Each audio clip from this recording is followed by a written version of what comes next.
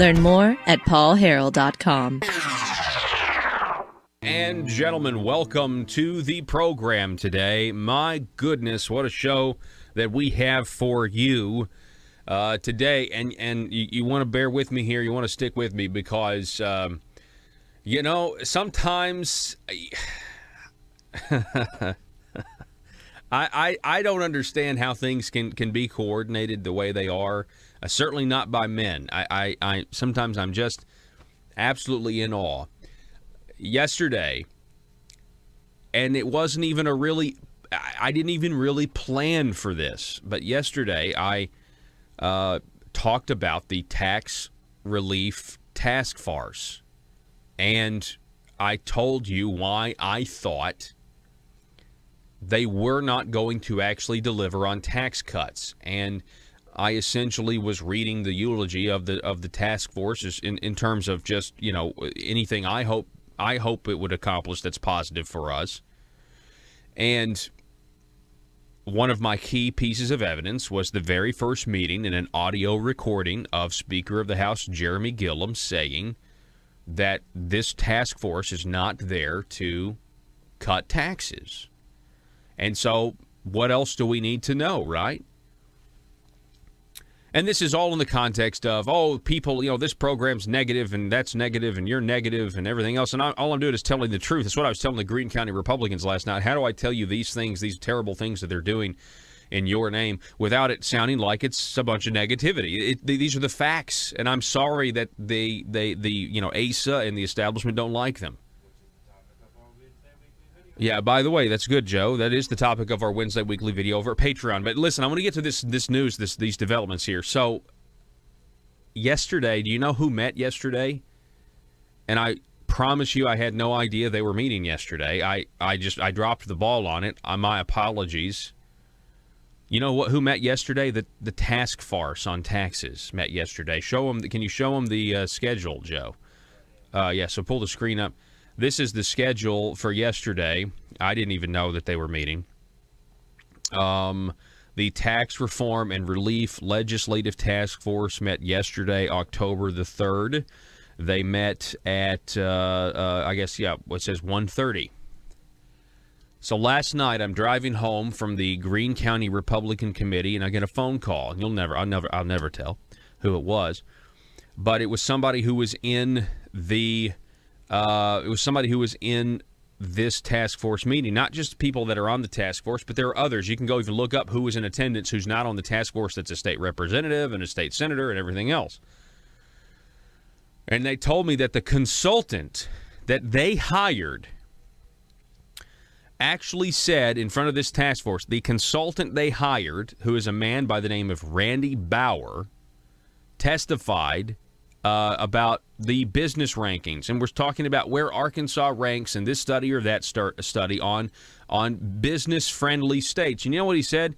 He insinuated that Arkansas their goal shouldn't be to be number one in business rankings in the country because that would be bad for our citizens, meaning they wouldn't have the money that they need to run the welfare programs.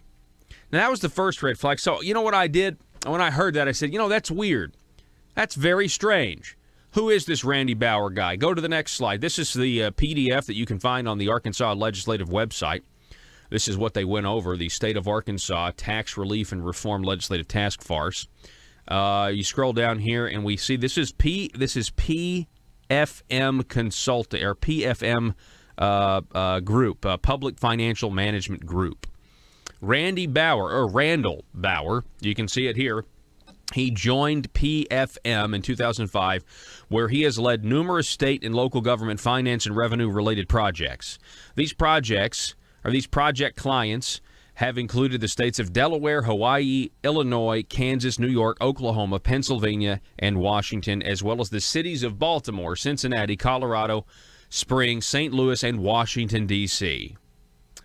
Prior to joining PFM, Mr. Bauer served for nearly 7 years as the budget director for the state of Iowa and 11 years in senior tax and budget staff roles for the Iowa State Senate. I'll get to his Iowa roots in a moment. So I thought to myself, I wonder if Randall Bauer, this guy that Jim Hendren has picked to be the consultant that's going to advise the tax force on how they're supposed to cut taxes, although we now know that it's not about tax cuts, right?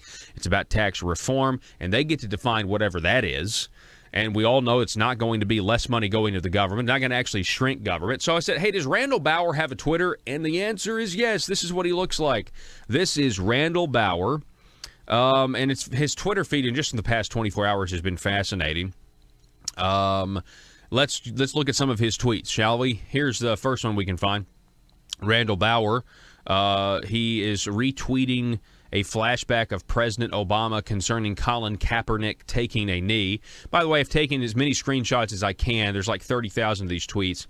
I do expect Randall Bauer's Twitter to go locked pretty soon. If it's not going to be locked or shut down, I just feel like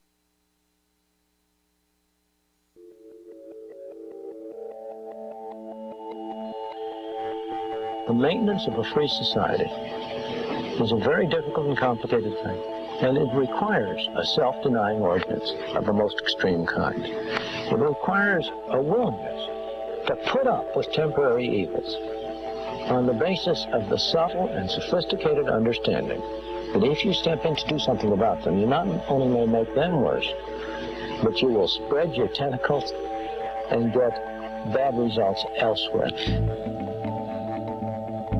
I think it's time we ask ourselves if we still know the freedoms that were intended for us by the Founding Fathers. We lose freedom here, there's no place to escape to. This is the last stand on earth.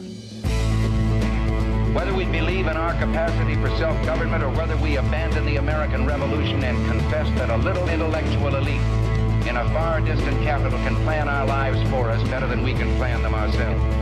You're listening to the Paul Harrell Program, brought to you by Conduit Media Group. Hey, folks, welcome to the program. It's Thursday, the day before Friday, and you have found the intersection of conservative ideas and reality where we are building a liberty machine.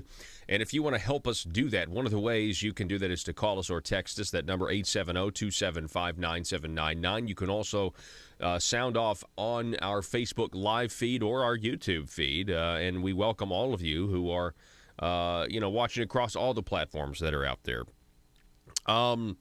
So you're going to have to bear with me here. We have a ton of new listeners, especially in the last 3 months, and I really appreciate it. But if you're new to the program and you haven't been listening, since January, or if you haven't been listening since, we started this program, in 2000, all the way back. I started radio in 2009. You're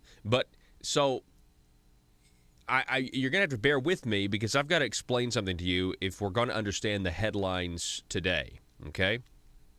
So, Joe, I'm going to need audio on my end here in just a moment because we're going to have to go to a flashback of something I said back in May. Let me read for you a few of the headlines from May. And I know, Joe, you have this, but 6 months ago, Talk Business and Politics, they had a headline that read, Lawmakers End Special Session with $103 million Reserve Fund. So after the regular session that I covered down at the Marble Palace, they came back shortly after that to address this crisis. Well, they didn't call it a crisis, but I thought it was. I mean, it was a budget crisis. That was my opinion on this the whole time because ASA had just had to cut from the budget. We were not meeting projections. We're not meeting projections now, fast forward, even though the governor's budget director did get a raise. It's just strange if you're not able to actually budget, but that's a whole nother can of worms.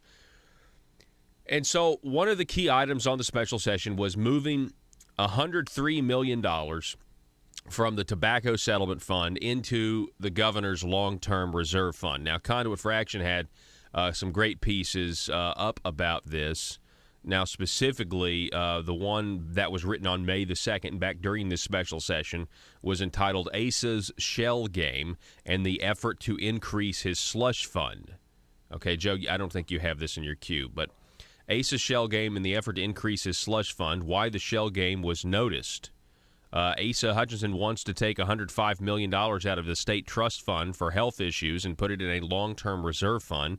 The governor claimed he needed the money transferred so Arkansas would have enough in reserve fund to help Arkansas's bond rating. But Conduit for Action saw that the money was going into the governor's discretionary spending account, a slush fund.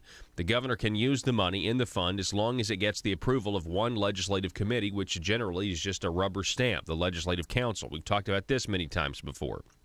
And so the biggest problem with this bill back during the special session is giving the governor more money and more authority, whereas in order to spend from the where the money was, right, in order to spend out of that trust fund, there was a lot more hoops to jump through. And so it was clear that we were taking this money, giving it to the governor, making it easier to spend, which is kind of counterintuitive when you think this was in an effort to get a better bond rating. Now, scroll down back to the Talk Business and Politics article, because this is interesting. This is the one at the end of the special session, okay? You scroll down, and it started like this, and this was from Wesley Brown, Talk Business and Politics. They wrote, quote, lawmakers ended the first extraordinary session, the special session, of 2017 on Wednesday with a familiar and long floor debate on a proposal backed by Governor Hutchinson that would create a recession-ready contingency fund to help the state improve its current bond rating. This was the reporting, not just this article, but other articles. The narrative from the establishment, and I'm telling you guys this if you're just joining us or if you haven't been sticking, you've just found the show. The narrative at the time was we needed to give Asa Hutchinson $100 million so that our bond rating would go up. So that our bond rating would go up. Okay? Keep that in mind. The next Talk Business article, fast forward, Wesley Brown, switching articles, Joe. Wesley Brown, Talk Business and Politics, writes today, Moody's. Now, what is Moody's? Moody's is a rating agency. I believe, weren't they the rating agency that downgraded the United States credit during the Obama administration? Wasn't that Moody's or was that S&P? I can't remember. Moody's says Arkansas budget reserves not recession-proof. Governor Hutchinson cites a legislative fix. Scrolling down here, listen to this. A new study issued Wednesday, October 18th by Moody Analytics says Arkansas and 14 other states don't have enough reserves from the state's general collections to pay for basic government services if the U.S. economy enters another recession. But Governor Asa Hutchinson, in a response to a Talk Business and Politics query, said the latest Moody's report doesn't reflect the $100 million plus long-term reserve fund that was created during the special legislative session that ended on May the 3rd. So, what can we deduce from this? Was the purpose of the long-term reserve fund giving Asa $100 million back in May, was it to increase our bond rating, or was it to keep it? Assuming that Moody's Analytics didn't take into consideration the $100 million as Asa Hutchinson claims in this article. Assuming that that's the case, which let's assume that it is. Let's assume that it is. And let's just say that would mean that everything we were told about why we needed $100 million wasn't to get a better bond rating, but it was to maintain our current one. Now, back on May the 2nd, this is what I had to say. How do you deal with conservative opposition? Okay, let's say you have real conservative opposition, which you did. You had the conservatives that voted against this yesterday. You had the Democrats that voted with them. But you had opposition that was preventing the nephews and the governor from getting what they wanted. The non-platform, the honorary nephew, Charlie Collins, the non-platform establishment Republicans. You had opposition. So what do?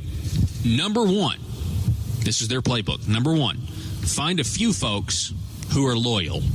Okay, all right. So whoever those people are, you find them. These are loyal people. Number 2, you work on an amendment that does not change the biggest problem with the bill.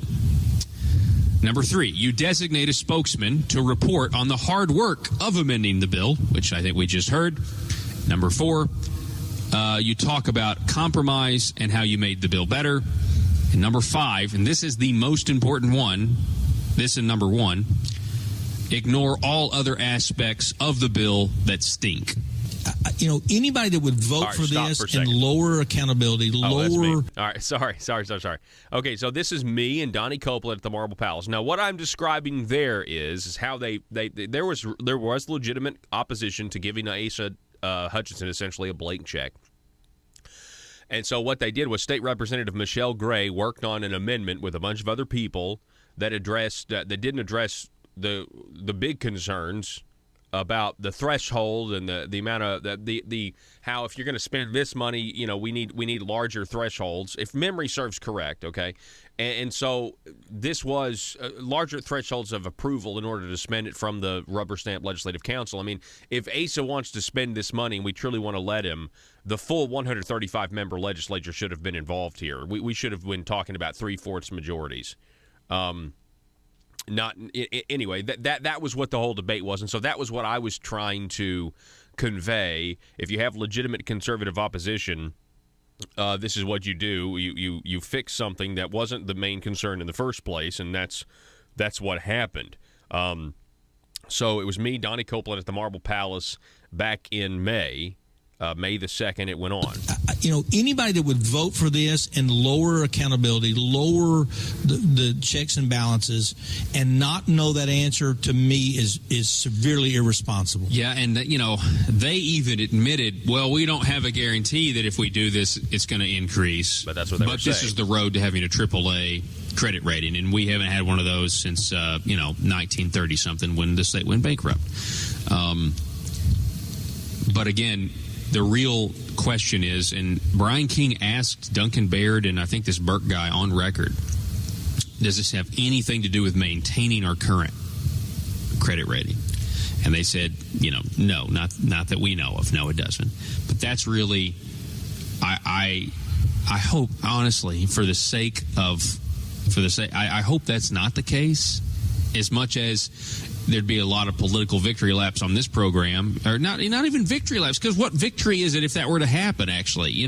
There'd be a lot of, see, I told you this guy's really not a conservative. That's the kind of victory laps. But it would be tinged with sadness, right, really, exactly. for our state. I don't want that to happen, but the way these guys operate down here is they are not telling us the truth as to why they want the $105 million. That much I am certain of. Yes, and I think the gauntlet to throw down is, if what you're saying, Nephew 1 and Nephew 2, and specifically Nephew 1, if Nephew 1 is telling the truth, if he's been totally, and if what Michelle Gray is saying is true, get the bond people down here and let them guarantee that if you do this, it will take you from 2 to 1. Yeah, and they weren't here, which probably means that their argument wouldn't have been strengthened if they would have been here, which means that this is carefully crafted language that really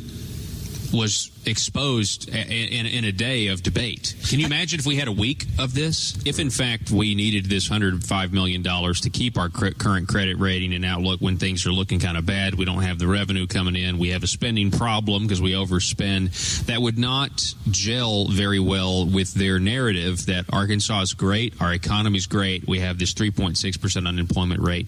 Now, I went on. That was my coverage of the special session from the Marble Palace in Little Rock, and I went on to talk about how I'm not even really sure I can believe some of these economic numbers at this point. You can go look. You can go get that whole podcast. By the way, it was back on May the 2nd. I believe it was the hour number 2 podcast on May the 2nd. If you want to hear the full coverage of that, but what we were essentially saying is I feel like has now been confirmed by today's news, okay? Again, the Talk Business and Politics now is saying that Moody Analytics is rating Arkansas and 14 other states, saying that we don't have enough reserves from the state general collections to pay for basic government services if the U.S. economy enters recession. So my concerns back in May were that all of this frenzy, they weren't telling us the truth. It was a frenzy trying to say we've got to give ASA this $100 million so we can get a better credit rating. And I said, I don't think that's the case, because he just had to cut money from our budget. Or I can't remember chronologically if that happened after the special. It may have happened afterwards. I don't think so, though. And I was saying that we are basically in a budget crisis that nobody wants to talk about. And it looks like I was right, folks. I mean, it looks like we were in a budget crisis and we needed that $100 million to keep our current credit rating, not to get a better one, not to go from AA to AAA, to keep our current credit rating.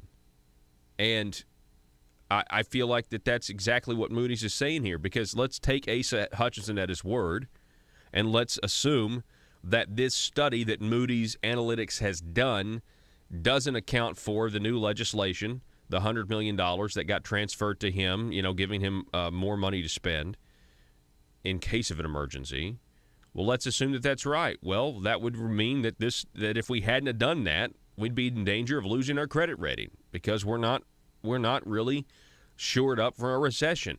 And if you go back and listen to that full hour today, the full hour back on May the 2nd, I mean, we talked about one of the reasons Moody's, before we transferred the $100 million to ASA for a long-term reserve fund, which is not really a long-term reserve fund, by the way, not the way other states have it. We talked about how Moody's looks at a state like Arkansas and they see our future obligations coming due, and they get very nervous about it. They understand what we've done with Obamacare. They understand how expensive it's going to be for us in the state to maintain this welfare program. And that's the real reason why ASA wanted $100 million transferred to him, just in case, to maintain. Can you imagine if our credit rating took a ding under Governor Asa Hutchinson's leadership? I mean, can you imagine? I mean, there's no spinning that. There's no spinning that at all. Now, with the news today that Moody's is saying that Arkansas's budget reserves are not recession-proof, what are the Republican establishment doing? What are they doing? Well, they're giving Asa Hutchinson credit. They're saying, wow, thank goodness our governor and the legislature gave him $100 million to shore things up. Well, let's be clear, that's a completely different narrative. There wasn't any shoring up. That's not what your message was. Back in May, you were saying we need this to get a better credit rating, not to shore things up. You were saying we're going to get a better credit rating here to do this. It's fascinating. I'm telling you, when I said back in May, I don't believe they're being honest with us, the real reason they need this money. I still stand by that, and the headlines today prove it. Give me a phone call. Give me a text message. Sound off on Facebook. Thanks for bearing with me. 870-275-9799. Hope that was informative. Back in a minute. If you're like me, you believe that small business is the heart of Arkansas's economic engine, and it should be viewed that way by the politicians in Little Rock. Conduit for Commerce also believes, like you and I believe, policies that achieve less regulation and lower taxation help small business in Arkansas thrive. Other policies like small, constitutionally consistent government and reducing citizen dependency on government keeps it from growing and expanding its influence on our daily lives. Conduit for Commerce works every day to educate the general public and legislators on these important priorities in the name of Arkansas small business. By the way, contributions to Conduit for Commerce are tax deductible. Log on now to conduitforcommerce.org and click on Contact Us on the right side of the page. That's conduitforcommerce.org. Go there now and learn the facts on protecting small business in Arkansas. Do you need to advertise your business product or service, but not sure what the best choice is? Folks, allow me to introduce you to Talk Radio. You're listening to it right now. Talk Radio is one of the most unique mediums in all of advertising because it actually works. It gets the information you want to the people you want to get it to. And by the way, those people are educated, well-informed decision makers of their household, and most of them have disposable income. If this is a target audience for your business, then you have to consider advertising on my show, The Paul Harrell Program. We have options for most any budget and can provide you with exciting opportunities to grow your business. We can put your message across the state, or we can help you locally. Call 870-275-9755 if you have any questions. That's 870-275-9755, or visit my website, paulharrell.com, and click on Advertise. The Declaration will be a triumph. I tell you, a triumph. If I was ever sure of anything, I'm sure of that. A triumph. And if it isn't, we've still got 4 days left to think of something else. Can you imagine? I mean, I know that's from the musical 1776, but can you imagine our founding fathers, feeling when they're challenging the redcoats and the most powerful military force on the planet at that time? Just, we've still got 4 days left to think of something else. I mean, the fly by the seat of your pants doesn't even begin to describe it. I want to go over this flashback about the news about Moody's saying that Arkansas doesn't have adequate reserves, even though we had $100 million that we gave to the governor. I want to reiterate the controversy of that and how, once again, Conduit for Action was pointing out the truth of this whole situation. Go to this article. This is a flashback from May, the beginning of May, Governor Slush Fund. Conduit for Action pointed out, this was back during the special session, that the long-term reserve fund is the governor's discretionary fund for his priorities. You can scroll down, Joe, and get to that. The fund used to be called the Rainy Day Fund until 2016, when the name was changed to the Long-Term Reserve Fund. There was no change in how the fund could be used, with just that, rubber stamp of the legislative council, and that sort of thing, bypassing the full 135-member body. His assertion is both a deception. Now listen to this. The governor's spokesman, J.R. Davis, when CFA wrote this, took exception with the analysis. He tweeted, "Long-term reserve fund is completely separate from rainy day fund, an important fact that should not be neglected." His assertion is both a deception and has an element of truth in it. Hang on, this is going to be confusing, but once you see the shell game the governor's office is playing, you see how prevalent the culture of deception is in Little Rock. Mr. Davis's statement is a deception in that it gives the reader the impression the long-term reserve fund is not the governor's slush fund, but it is. In a sneaky way, the deception also has an element of truth in it. Earlier this year, a new fund was created, reusing the same rainy day fund, but having nothing to do with the purpose of the old rainy day fund, now the long-term reserve fund. Told you this would be confusing, but here's the simple outline of Ace's shell game. Number one, the old rainy day fund. The fund was established to give then-Governor Beebe some discretionary funds for emergencies and his priorities in the first 18 months of the Hutchinson administration. Governor Hutchinson spent more money from his fund than former Governor Beebe did in 6 years. Number two, renamed as the Long-Term Reserve Fund in 2016 without explanation, the Rainy Day Fund, the old one, was renamed as the Long-Term Reserve Fund. The name change was tucked into a Section 15 of a bill concerning highway funding. Number three, a new fund was created using the name Rainy Day Fund. So they made the Rainy Day Fund, folks, the Long-Term Reserve Fund, and then created another new fund and called it the Rainy Day Fund. Do you understand how deceptive that is? The governor, the legislator, reused the name Rainy Day Fund for something completely different and to hide something else. In previous regular sessions, there would be a General Improvement Fund distribution bill. GIF is extremely controversial, and they go and they do all that. They conclude by saying the renaming of the old Rainy Day Fund to the Long-Term Reserve Fund helped hide the governor's discretionary spending fund or slush fund from scrutiny. The creation of a new fund reusing the name Rainy Day Fund helped hide the controversial GIF distribution bill. This is the kind of shell game our governor played. Maybe this is how they did it during his many years as a federal employee and congressman, but this is not how Arkansans expect their public servants to do business. And again, the news about Moody's saying Arkansas is vulnerable, and ASA now disputing that we're vulnerable financially. Back in a minute. Paul Harrell, weekdays from 4 to 6. Learn more at paulharrell.com. He's going to want it to be private because I'm going to keep digging. So just FYI, I'm going to keep going through, or he'll start deleting the tweets. But we've got several screenshots. Randall Bauer writes, "It is the difference between light and dark. Only Obama is light and Trump is dark." This is the man advising our legislators on how we should proceed with tax policy in this state. Somebody who is criticizing Donald Trump and essentially taking the side of Colin Kaepernick, who takes a knee for the national anthem. Now, that's just the first thing. Let's actually get to tax policy. Let's go to another tweet, Joe. No, this is another dig at Trump. Mr. Randall Bauer writes, multiple failures on repeal and replace and travel ban, no clear path on tax reform. Are Trump backers getting tired of winning? So he's clearly an anti-Trumper.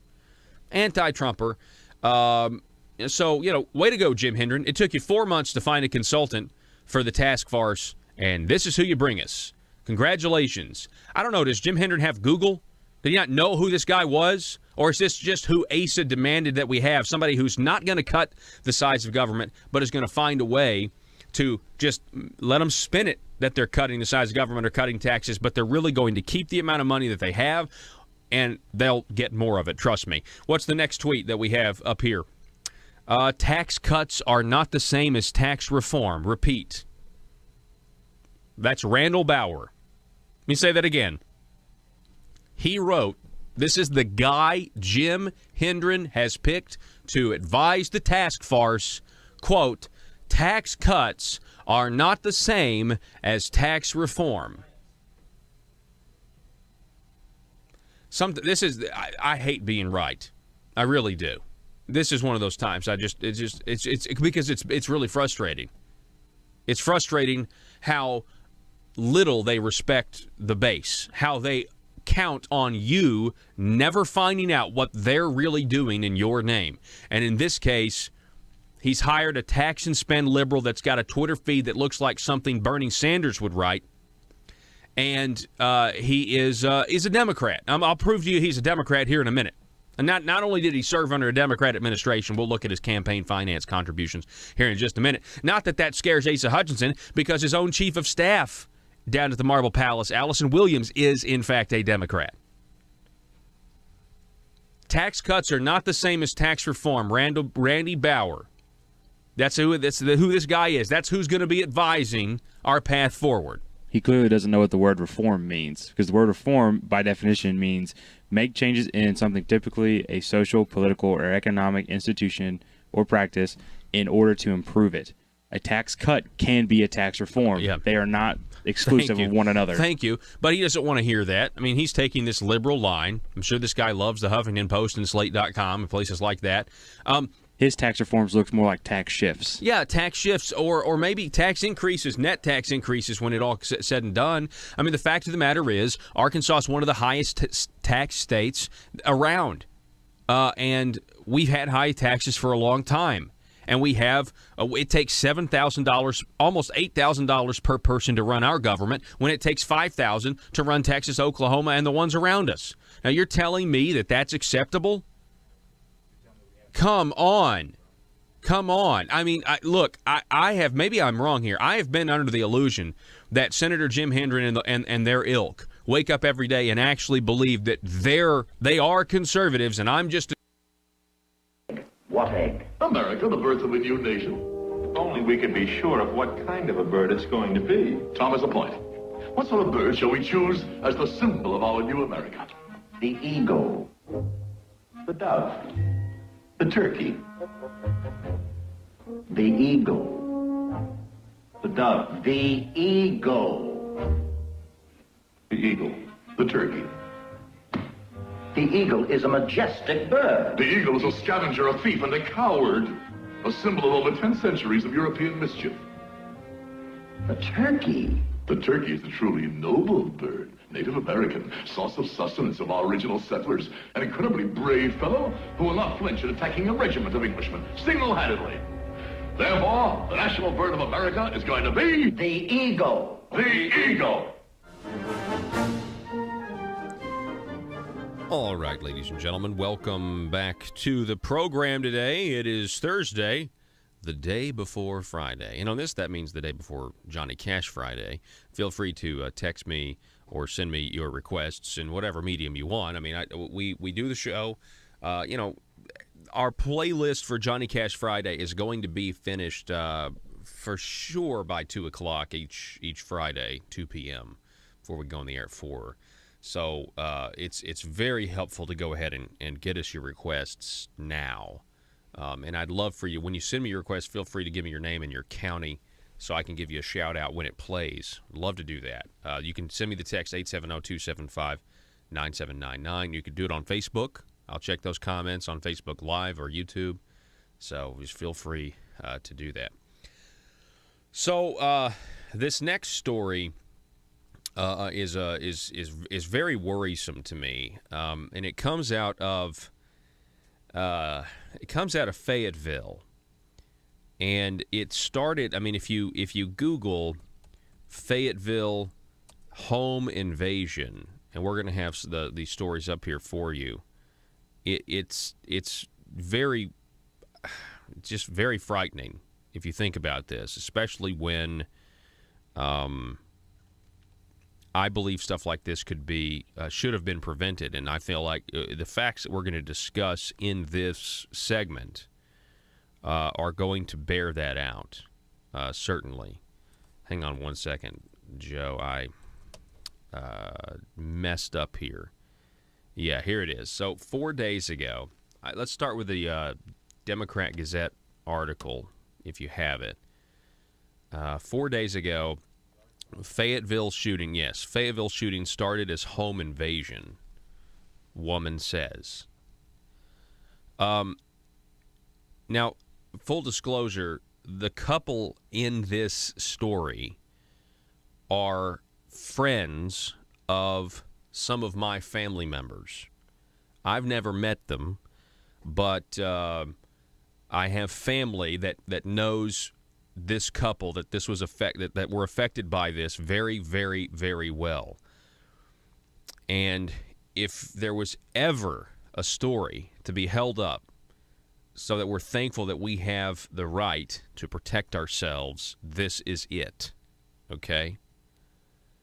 And most of the Arkansas Democrat Gazette's story here is based on the couple's daughter being their spokesperson and talking to the media about what happened. But essentially, this is how the Gazette summarizes it. That 69-year-old Jerry Moore was working to put a cover on his boat when a man dressed head to toe in black approached him and said he needed big money. Moore told him, "I'll give you $100. The man refused, said they needed to go to the bank. Now, keep that in mind. The fact that he wanted to go to the bank, it's not the first time he's done something like this. Why this guy's out on the street still, or is unfathomable to me, unless we really don't have the money to keep these people incarcerated. And I think we do have a crime problem, and this is an example of it. Lou Moore, who is 65, the wife of Jerry, cracked open the door to see what was going on. Her husband told her it wasn't good, hoping his wife would just go back in the house. But the man forced his way in the home, then got the two of them into the car on the way to the bank. At that point, the Gazette writes that the Moores knew the man did have a gun. This is according to Sergeant Anthony Murphy with the Fayetteville Police Department. Jerry Moore put his own gun in his vehicle, listen to this, just 2 days before. Now, let me stop here. There's a lot of people who are very, they have little things that they want you. If you're going to carry, you don't need to leave your gun in your vehicle. If you're going to carry, you need to do this. If you're going to carry, you need to do that. You know what? You know what I have to say to that? And I'm serious. And I know if they're in your vehicle, they can get stolen. I get all that. That's a risk. But here's an example of somebody just wanting to have a gun in their car at all times for protection, and it ends up saving their lives. It saves their lives. At that point, the Moores knew the man had a gun. 2 days earlier, Jerry Moore had put it in his vehicle. On the way to the bank, they were driving.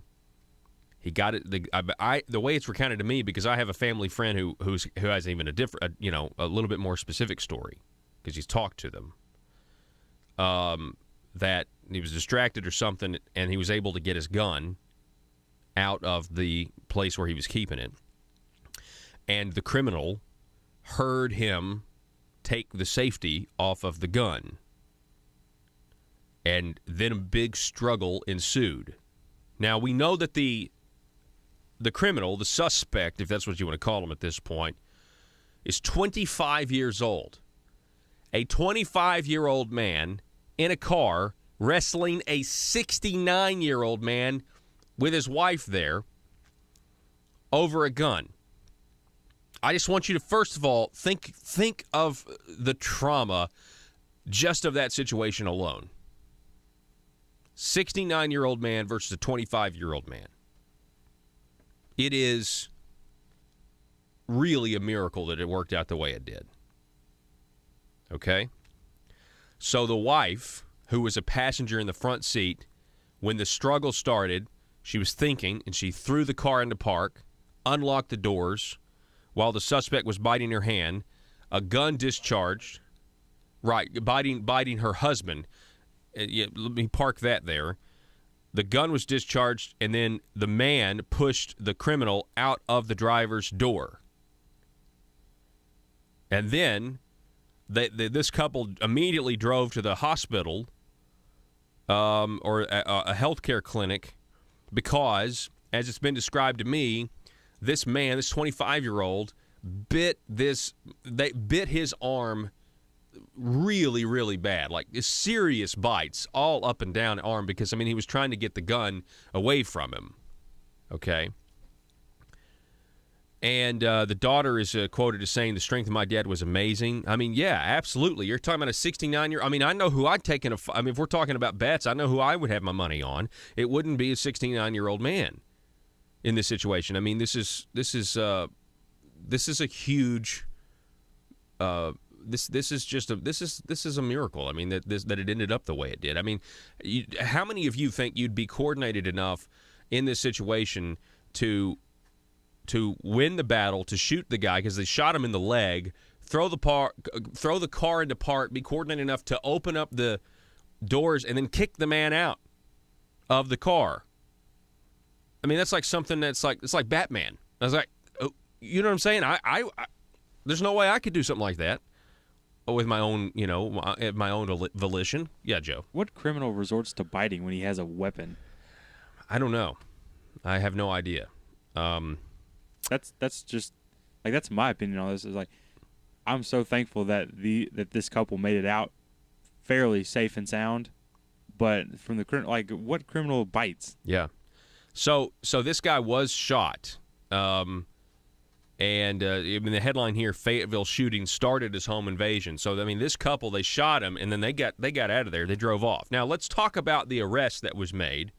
Okay, 4029 News. Arrest made in Fayetteville home invasion. The man arrested, his name is Lentonio Jenner is his name. Lentonio Jenner. He's 25 years old, booked Sunday into the Washington County Detention Center, who was shot in the leg during a home invasion gone wrong, or a home invasion gone right. If we're talking, which perspective are we talking about here? Fayetteville police arrested Jenner on charges of aggravated burglary, aggravated robbery, kidnapping, and battery. Criminal records show that this incident isn't Jenner's first offense. Listen to what they report. In January, Jenner was one of 4 people who robbed an Arvest bank on Garland Avenue in Washington County. The man was arrested for robbing a bank in January. Let's go to the mug shots. Let's go to the most recent one. Okay, this is him You see this? What? Can you zoom in on this at all so I can see? Because I don't. Okay. Here we go. Lantonio Jenner arrested back on the 15th of this month. Scroll down. Let's see the charges. Aggravated residential burglary, kidnapping, aggravated robbery, battery, second-degree terroristic threatening. Okay. Now let's go to the next one. And what date was this? Okay, this is back on April. Okay, now, if he robbed a bank in January, why is he arrested again in April? Scroll down. Look at the little different mugshot. Aggravated robbery, Class Y felony. Now, that's interesting. Go to the next one. This is the January bank robbery. Lantonio Jenner. We have no mugshot. But what's he arrested for? Aggravated robbery. Okay? Now look at the bond. What was the bond posted at here? $100,000 for that one? Go back to the last one. What was his bond there? We don't have a bond. At least it's not written. So what I'm told is, okay, is that Lantonio was arrested in January for robbing the Arvest Bank, made bail, and hightailed it to Florida.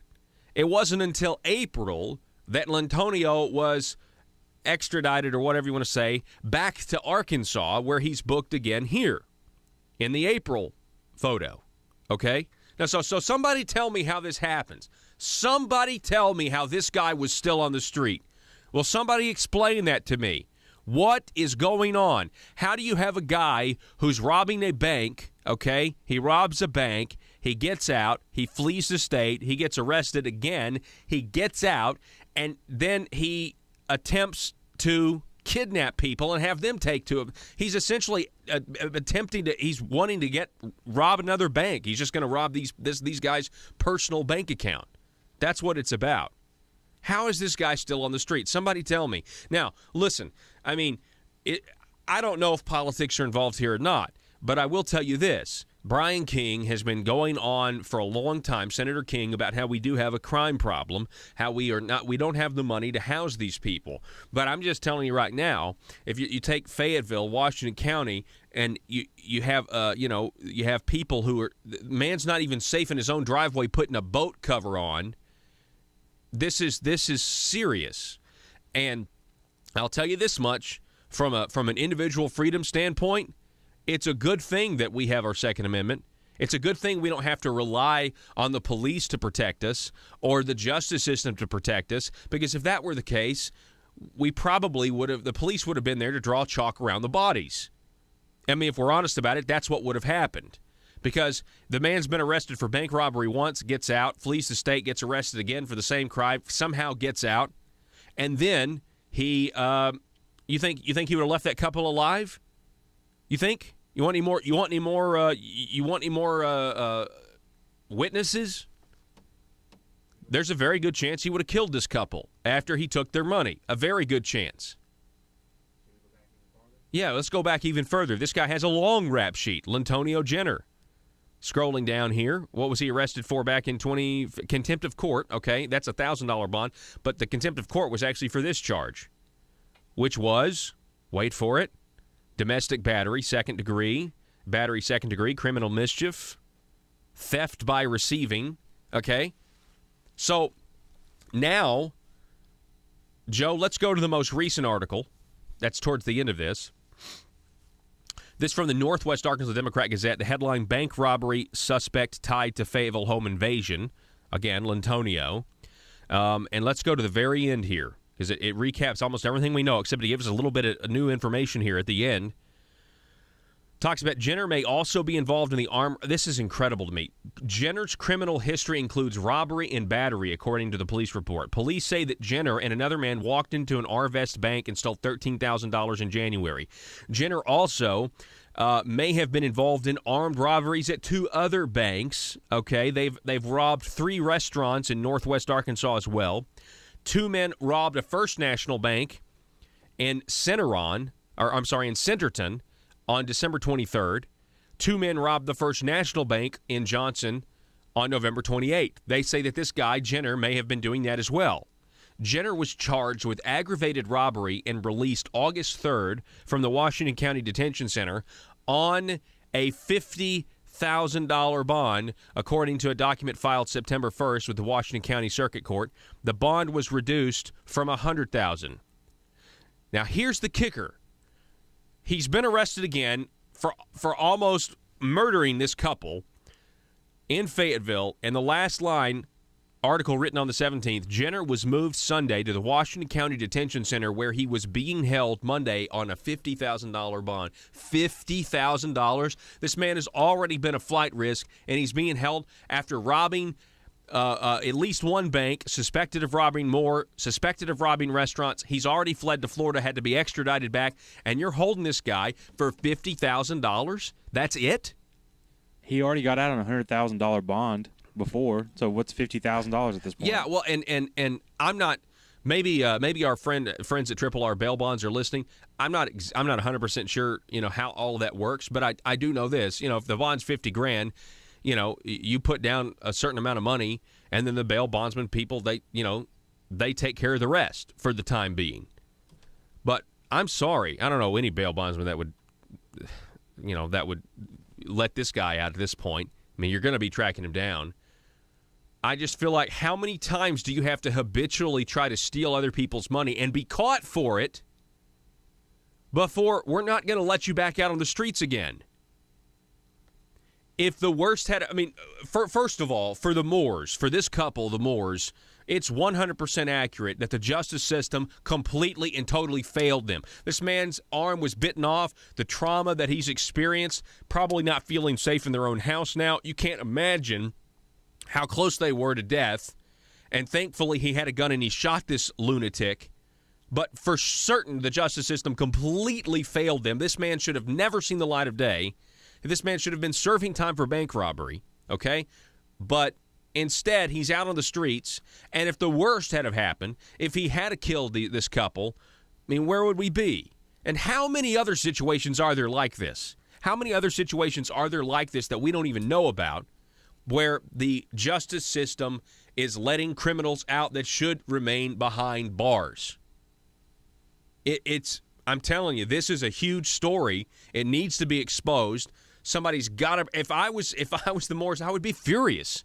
If you're in the hospital and your arm's bitten up and you find that this guy's robbed a bank in January and was rearrested in April, and he still managed to come to our neighborhood dressed in black, hold my wife at gunpoint, and kidnap us in our own car? What's going on? This certainly doesn't make Brian King's claims that we have a crime problem less true. I'll tell you that much right now. 870-275-9799. Back in a minute.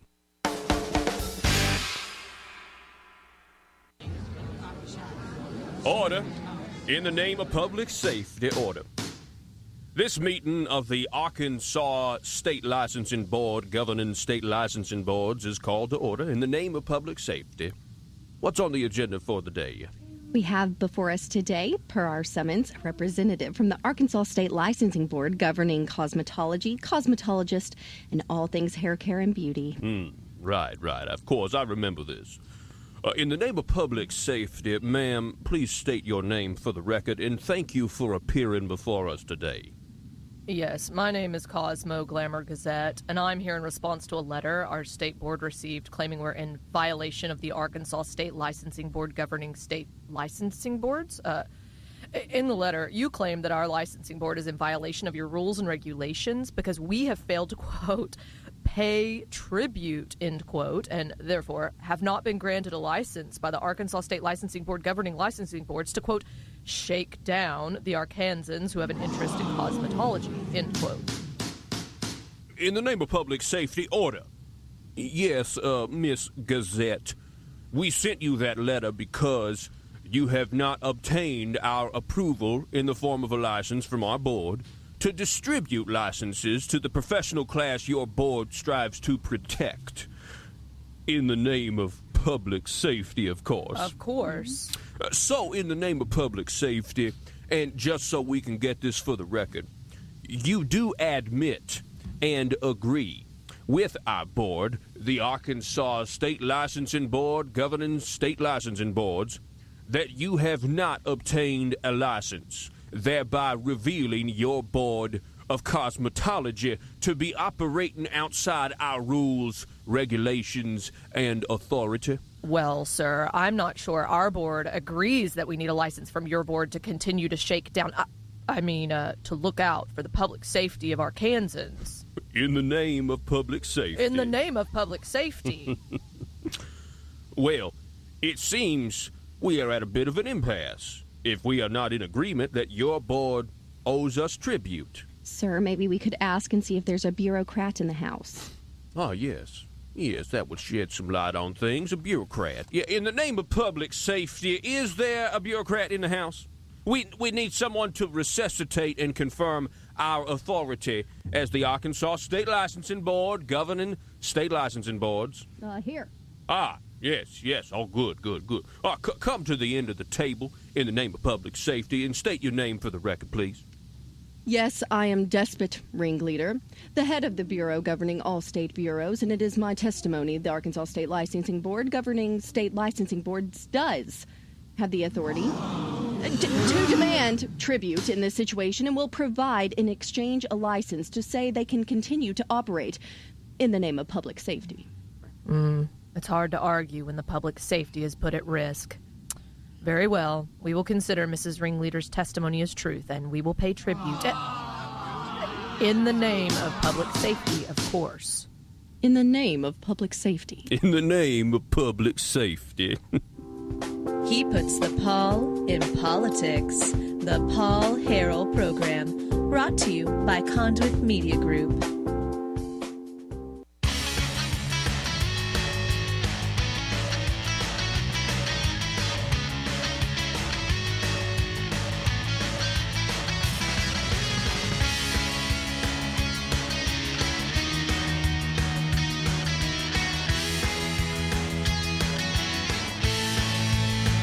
I want to give a shout out to Annie.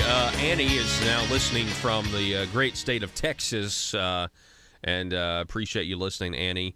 Who else do we have here? Let's see, Gary. Now, Gary writing about our criminal justice problem that I was just going over here with that couple in Fayetteville that was held at gunpoint, I believe almost killed, and a guy who should have been locked up because he had already robbed a bank and been arrested several times. Gary writing that the counties are taking a hit on funding with their jail systems. So would that be – so that's kind of confirming what we're saying here. If they're taking a hit, then that's why they're not keeping these guys locked up and they need to be locked up. We do have a crime problem. Gary going on to say it's a revolving door with our penal system. Even with the juvenile system where they will not enforce any discipline to be put on their records, all for pushing them out of the system ASAP. Okay. And so I think that explains it. Explains a lot of it. Folks, the telephone number, call us, text us, 870-275-9799, and support us on Patreon. If you haven't done this yet, you're missing out. The Wednesday weekly video this week was one of our best ones yet. And that's all I can tell you because, maybe in the future we'll let you kind of see what we're doing if you're not really sure what you're getting. And I understand that. But if you think this program's of value, if you think advancing liberty in Arkansas is of value, consider supporting us for as little as $5 a month on Patreon and become that Liberty Machine engineer. Help us continue to build the Liberty Machine or become a Paul Harrell program producer or a Conduit Media insider. There's 3 levels there. You get extra content and extra features by contributing and helping us out. It's all at patreon.com/thephp. That's patreon.com/thephp. Consider partnering with us, making the show better, and exposing more of the liberalism that's going on unnoticed in our state. We've got one more hour coming your way next. Going to be back with State Representative Dan Sullivan live in studio. Back in a moment.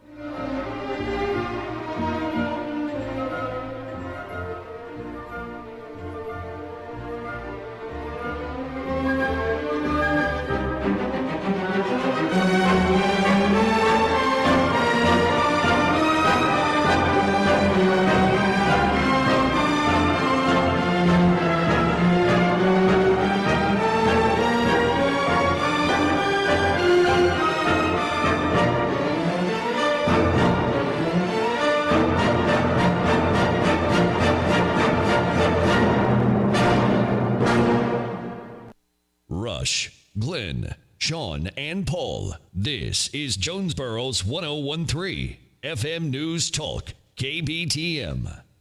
Paul Harrell, weekdays from 4 to 6. Learn more at paulharrell.com. An extreme right-wing guy, but they're conservatives. I'm not so sure anymore. I think now this is just intentional deception. I mean, why should I be surprised? But how are we supposed to think anything else?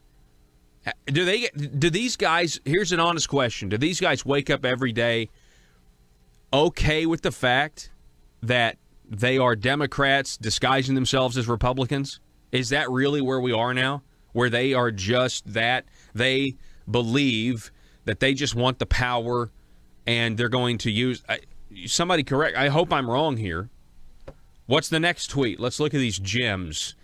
This genius decision. By the way, this is why to counteract the worst motives that I'm assuming here with Jim Hendren and others waking up every morning, I would just say, if Jim Hendren ever wants higher office, this was a stupid thing to do politically. This is your guy. A guy who says that Trump is dark and Obama is light. This is the guy you're going to bring into Arkansas. Randy Bauer claims that Donald Trump has blocked him on Twitter. Quote, I've also been blocked by Trump on Twitter. That is so presidential of him. That's that a guy. Okay, all right. I'm sure his tax advice is sound, though. I'm sure we're going to want to follow that. Next tweet. See the graphic. Tax cuts don't reduce the debt. Repeat. Okay, so now we have Randy Bauer latching onto this idea. I'm sure when they score any kind of tax cut bill, they don't want to do it dynamic scoring. They want to use static scoring. They don't want to admit that this might actually increase productivity, increase voluntary cooperation, make GDP grow, and therefore the tax base increase. Next tweet. The U.S. cannot afford to take on this level of additional debt. Now he's attacking the Trump tax reform plan. Now all of a sudden, this guy's a Democrat, by the way. We've hired a Democrat. Just so you know, Jim Hendren has hired a Democrat to consult with on tax policy. And all they can do is now they're worried about the debt. Now they're actually worried about the debt. They didn't care about the debt before, but now they are. Good thing Arkansas has that balanced budget amendment, so we could cut and we'd have to cut the size of government, right? Next tweet. On taxes, senators should heed their own prior debt warnings. Again, same hypocrisy. Keep going. What's next? Okay, now here are his retweets. These are the tweets that Randy Bauer, consultant for the state of Arkansas, hired by Jim Hendren with your taxpayer dollars. These are the tweets that he's retweeted. Trump's plan to cut the corporate tax rate could result in a net budget deficit of $1.86 trillion over 10 years. All right, let's stop right there. Arkansas desperately needs our corporate tax rate slashed, if not outright eliminated. Do you think Randall Bauer is going to be a fan of that idea? No. I mean, if cutting the corporate tax rate is bad nationally, I'm sure cutting it here in the state is just as bad. Next tweet. Another retweet. If we take the easy way out listen to this. This is crazy. He retweeted this. This is how you know it's a farce. If we take the easy way out with budget-busting tax cuts, we'll end up with a massive tax bill for future generations. Well, that's all she wrote, folks. That's all she wrote. Let's pack it up. Let's all go home. Any hope that you had for tax cuts, for real tax reform out of this task force, once again, let me just share something with you. Back when Conduit was exposing Senator Hendren's task force on health care and telling you that it was a joke, that they weren't going to end Obamacare and doing all that, there was an enormous amount of criticism, an enormous amount of heat, if you will, that was being directed by the establishment towards this program, towards Conduit and everything else. And I will tell you, that the exact same thing, it hasn't been since that moment that it has been as bad as it is now with the pressure and the heat and the criticism and everything else, because once again, I'm doing the same thing that I did then. Conduit's doing the same thing that they did, which is tell the people what's really going on, tell people what the task force is really about, and here, once again, we have the same thing happening. If we take the easy way out with budget-busting tax cuts, we'll end up with a massive tax bill for future generations. Next tweet. I'm going to get through all of these. There are thousands more. Oh, gosh. So he's also an anti-gun radical. Not only, this guy is a Democrat in every shape or form. He's putting out the statistics about how there are thousands more who have died from domestic gun violence than Muslim terrorism. Can we get our priorities straight? Talking about the tragedy in Las Vegas. Next tweet. He actually tweeted that. Here's a retweet. WTF. Republicans want to legalize silencers. I mean, how is that not a piggyback off of the insane comments that Hillary Clinton made about the NFL and silencers? The maintenance of a free society is a very difficult and complicated thing. And it requires a self-denying ordinance of the most extreme kind. It requires a willingness to put up with temporary evils on the basis of the subtle and sophisticated understanding that if you step in to do something about them, you not only may make them worse, but you will spread your tentacles and get bad results elsewhere. I think it's time we ask ourselves if we still know the freedoms that were intended for us by the Founding Fathers. We lose freedom here, there's no place to escape to. This is the last stand on earth. Whether we believe in our capacity for self-government or whether we abandon the American Revolution and confess that a little intellectual elite in a far distant capital can plan our lives for us better than we can plan them ourselves.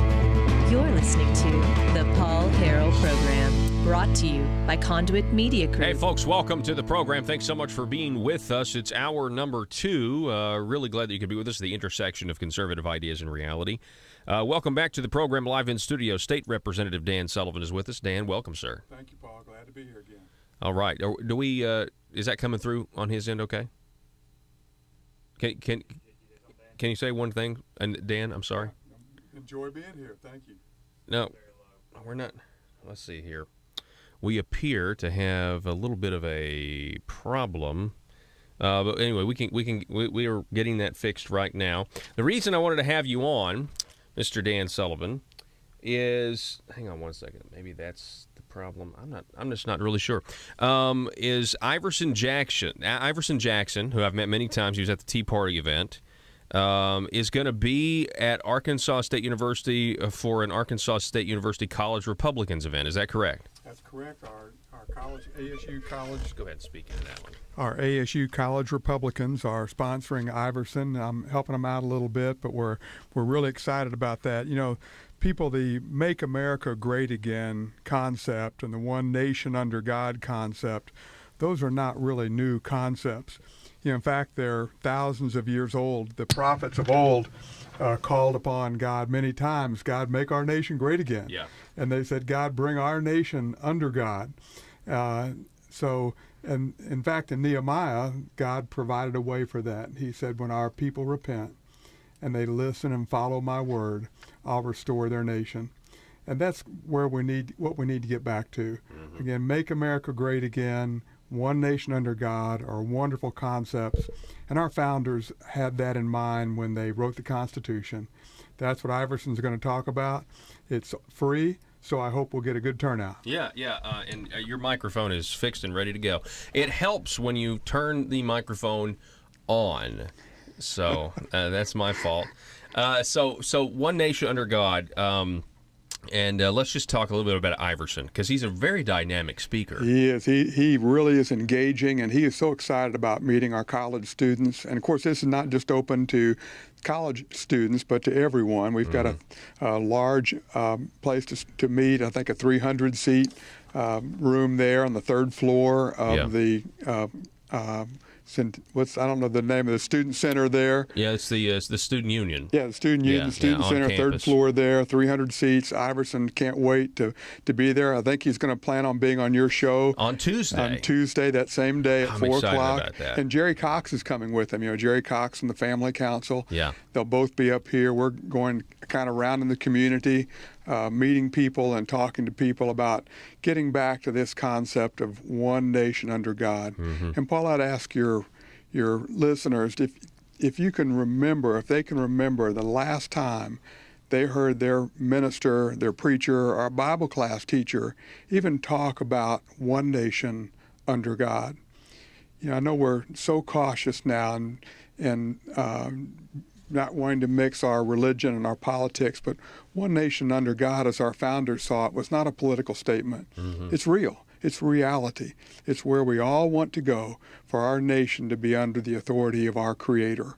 And it should be the desire of every one of us, and none of us should step back from proclaiming the thoughts of the founder about having one nation under God. Yeah, and I think when you do that, obviously there's always a tendency to get leftist opposition, and it's almost like they don't want to admit that the founding fathers were, many of them, theologians themselves. They were asking, always wondering in using the Word of God to discover the character of the Almighty and who He is, and what that means. And fundamentally in the Declaration of Independence, when it talks about being endowed by our Creator with certain unalienable rights, that is the complete opposite of most every other government ever. That though the other governments throughout history established themselves as a god, a distributor of rights.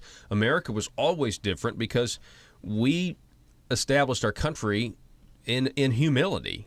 We recognize that we don't have all the answers, that we aren't the distributor of rights. Absolutely, and that was a tremendous insight that our founders had. And we are the government, and God endowed our government, our people, with those rights, and that's the basis for it. And sometimes I'm sometimes disappointed or a little bit discouraged that we don't hear that message in our schools, in our churches. And I probably wouldn't call it taking a knee, because that's you can't say that anymore. Yeah, that's something you can't go there. But when people kind of walk away from proclaiming that, and for our nation to repent and say, God, we are sorry for the sins of our nation, and we are going to turn to you and take our guidance from you and follow your word. And then however our people vote, have the confidence that God will work through His people in bringing our nation under His reign and His authority. I have confidence in that, and the first part of that is to start proclaiming we are a nation under God, to go to Him and ask His guidance. And I think whichever party it is, Republican or Democrat, God's will be done. Yeah, that is. I agree with that 100%. Iverson Jackson, he is coming to Arkansas State University this coming Tuesday, October 24th.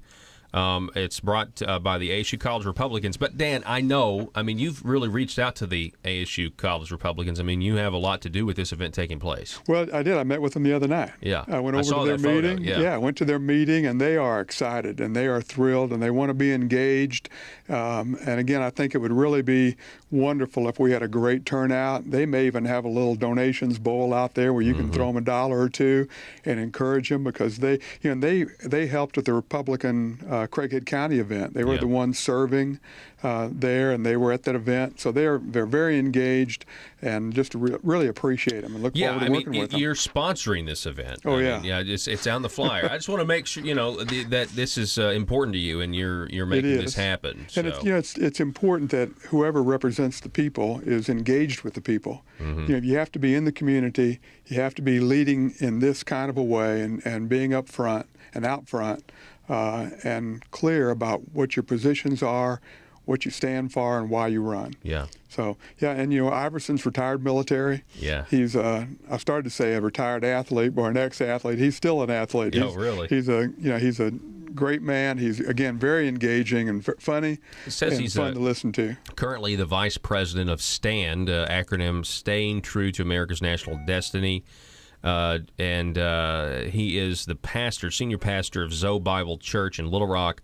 and he received his Bachelor in Business Administration in 1985 from Southern Arkansas University, master's degree in Public Administration from Webster University. And I've heard him speak. Listen, again, a lieutenant colonel, retired as a lieutenant colonel in 2008. I've heard him speak, and he's very dynamic and really just motivating. It'd be great for these We're glad he's coming up here, and maybe in the future we've got several other things in the works. I hope to be able to come and announce them with more people coming to Northeast Arkansas, and particularly on the ASU campus. I want to shift gears here because I just want to say I'm really looking forward to having Iverson in studio. Jerry Cox will be here as well, like you said, on Tuesday. But I want to switch gears here. The executive branch, the governor's office, they are working on, and they did this all during the last session, trying to take departments and consolidate them, or at least that's the word. That's kind of the verbiage that they're using here. Efficiency, trying to find efficiencies in government.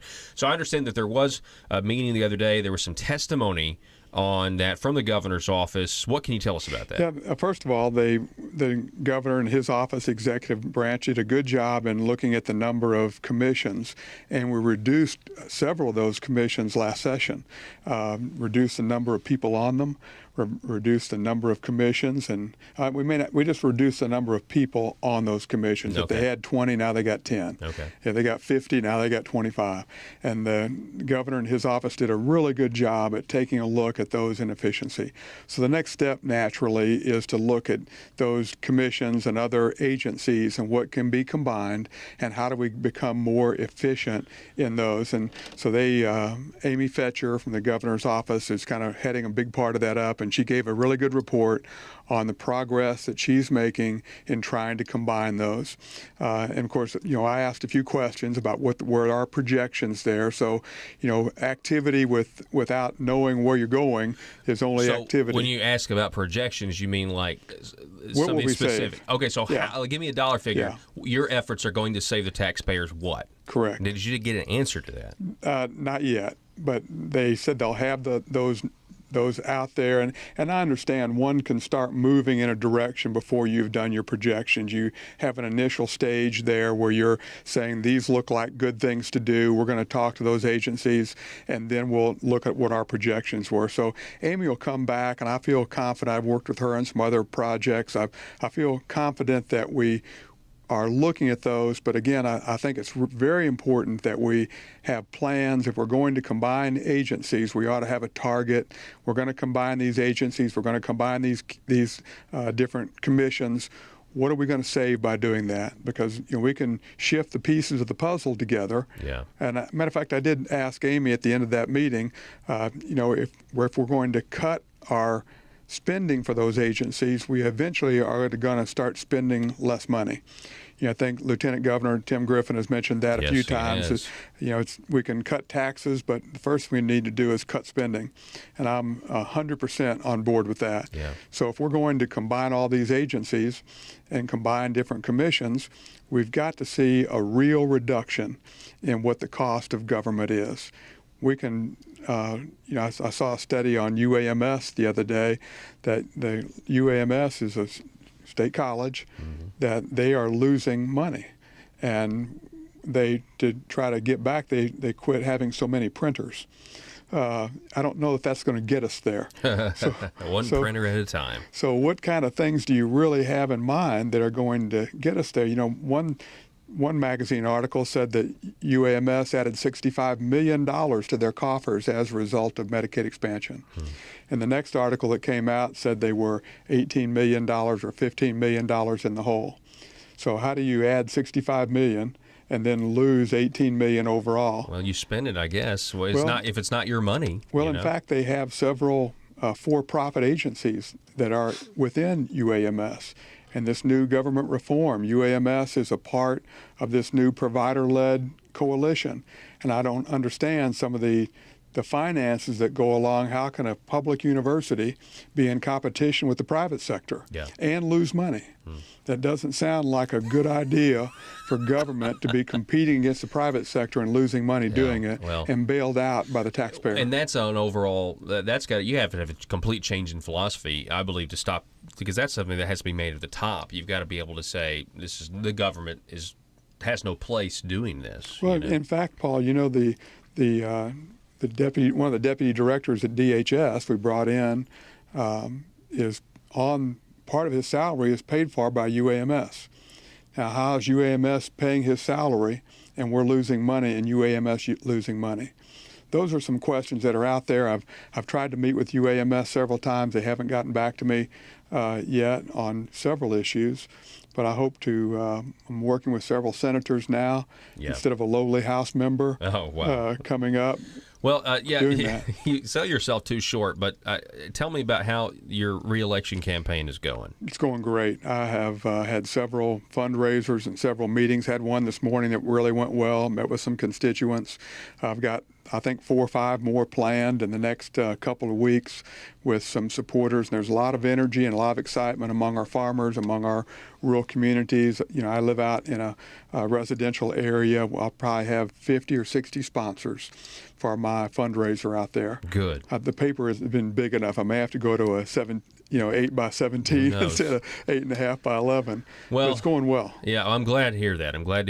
And best of luck to you, and really appreciate you bringing Iverson Jackson into this area. And I know the ASU College Republicans appreciate all the work that you're doing. Yeah, and I got a call from Gary Epperson today. I think you've had Gary on your show from 746. Mr. Epperson, he's a rabble rouser. Yeah, he fit right in. I fit right in with him. But he has expressed interest in my campaign and being supportive. And of course, that group, that 746 group, is a very influential group. So I just had my initial conversation with them and look forward to working with them. Absolutely. So the campaign's going great. Got a lot of support and very excited. All right, State Representative Dan Sullivan, we appreciate you stopping by, sir. Thank you, Paul. All right, I'll talk to you on Tuesday. Folks, we're going to take a break. Back in just a moment.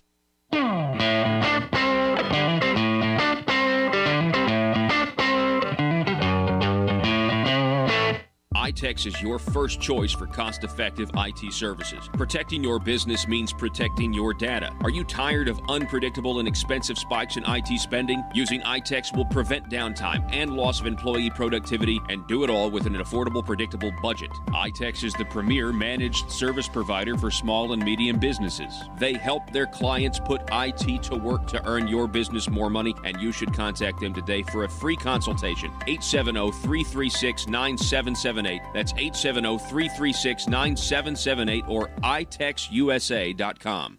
If you're like me, you believe that small business is the heart of Arkansas's economic engine, and it should be viewed that way by the politicians in Little Rock. Conduit for Commerce also believes, like you and I believe, policies that achieve less regulation and lower taxation help small business in Arkansas thrive. Other policies like small, constitutionally consistent government and reducing citizen dependency on government keeps it from growing and expanding its influence on our daily lives. Conduit for Commerce works every day to educate the general public and legislators on these important priorities in the name of Arkansas small business. By the way, contributions to Conduit for Commerce are tax deductible. Log on now to conduitforcommerce.org and click on Contact Us on the right side of the page. That's conduitforcommerce.org. Go there now and learn the facts on protecting small business in Arkansas.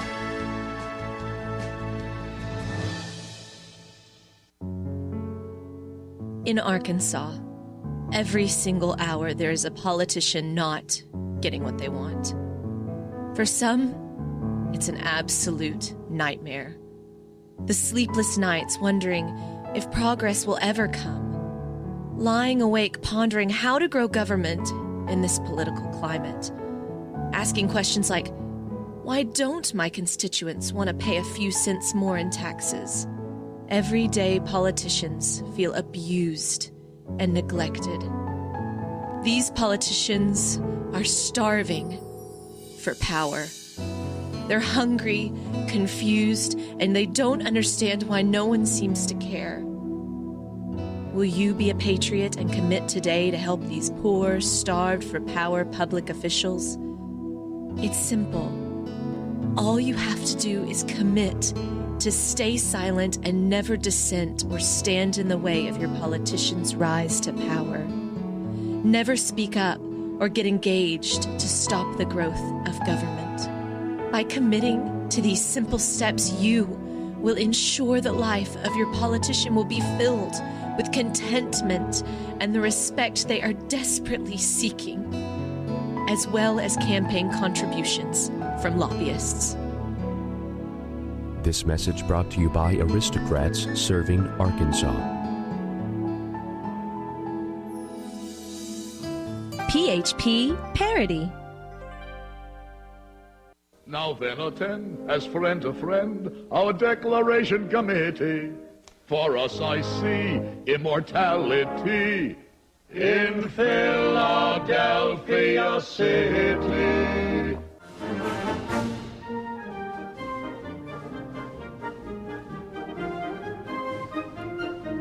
All right, we want to talk a little bit about roads.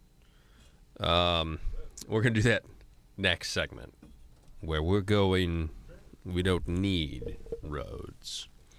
Follow me on Twitter. It's at Paul Harrell 1776. That's at Paul Harrell 1776. This is from last hour, but I went ahead and tweeted this, and I want to remind you guys, kind of piggybacking on the news, that Moody's is saying that Arkansas and 13 other states are vulnerable if we hit a recession, that we wouldn't be able to keep and pay for government services. And Moody's, of course, they are a rating agency as well, and so they rate bonds and they rate our credit rating and things like that. Back in May, I tweeted this.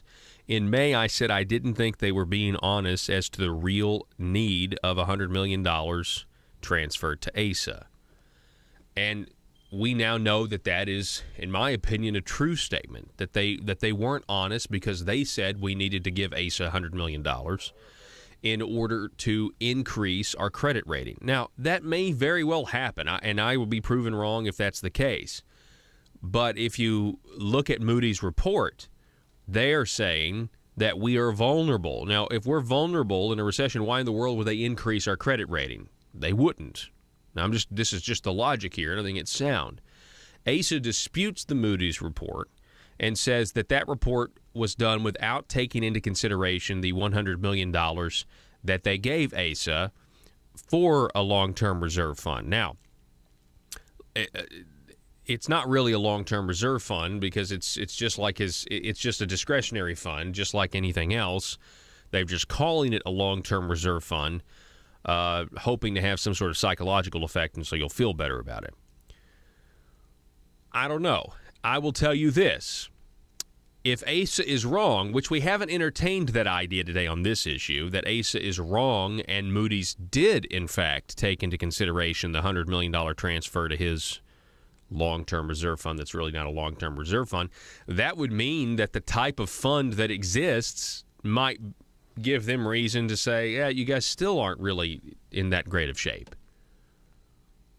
Because, again, it's not like other long-term reserve funds, as we've talked about before. This is just a discretionary fund that the governor has. He has to get a rubber stamp to spend the money from the Legislative Council. So, I think it's 100% safe to say that all of this was done back in May from a standpoint to hide a budget crisis, to hide the fiscal health of the state of Arkansas. And this report over at Talk Business and Politics Now proves it. And again, you go back and you listen to the reporting back in May, and they were praising the special session. They were praising the transfer of the $100 million because they said this will enable Moody's to increase our credit rating. And I said at the time, are we sure we're not transferring this money to keep our current credit rating? Which that's a completely different narrative that suggests that the state of Arkansas is not as healthy financially as the Republican establishment would have you believe. And it could have a little bit something to do with the fact that we continue to increase spending each year. Folks, we got half an hour left. I want to talk about highway funds. Speaking of increasing spending, highway funds, what to do about roads when we come back.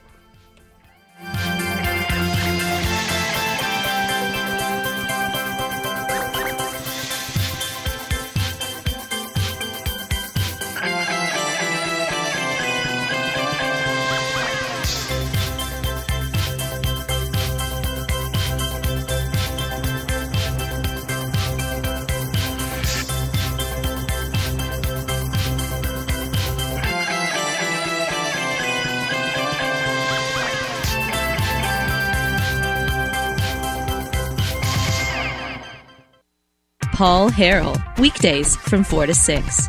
Learn more at paulharrell.com. That ridiculous comment, do you remember how stupid that was? Well, here is Randall Bauer, the guy Jim Hendren hired to consult us on taxes that we're paying, I don't know, like $300,000 to, buying into the Hillary Clinton madness. Next tweet. He retweeted somebody named Adriana on Twitter that cites a study that Medicaid expansion in California is associated with an 11% reduction in the number of payday loans taken out each month. That's right. Welfare programs are they're making people so advantaged that they no longer have to take out payday loans. So presumably he's a huge fan of Obamacare as well. Next tweet. Do we have any more? Randy Bauer, tragic, and it highlights how cuts in service can directly impact people's lives. I've made state budget cuts. There are consequences. Wonder if we'll be making state budget cuts in the state of Arkansas. I guess not. And he was retweeting about a 19-year-old abused girl who is now suing the state of Iowa for negligence. Any more tweets? No more tweets. So we have this article, but we're going to run out of time here. Before we go, Joe, can we see his contributions to Democrats? I just want to solidify in this first segment, okay? This guy is a Democrat, period. Here it is. Here are his political donations. Now, assuming that this is the same Randy or Randall Bauer who lives in Iowa or used to live in Iowa, I'm pretty sure this is the same guy. But regardless, the tweets are enough alone. But here we go. And this is not all of them. Not all of them, but, you know, he's given $100 to a Democrat senator, $500 to another Democrat, $250. This is back in 2016 he was making these donations to Iowa Democrats, like $250, another $250, another $100, another $100. This guy donates to the Democrat Party. Ladies and gentlemen, the guy that Jim Hendren hired to advise us on taxes donates to the Democrats. He is a Democrat. He's a flaming liberal. We're going to take a break. It's amazing that we were talking about this yesterday, and now here we're talking about it again with new information. It's not a coincidence, but it certainly wasn't planned. We have to go back in a moment.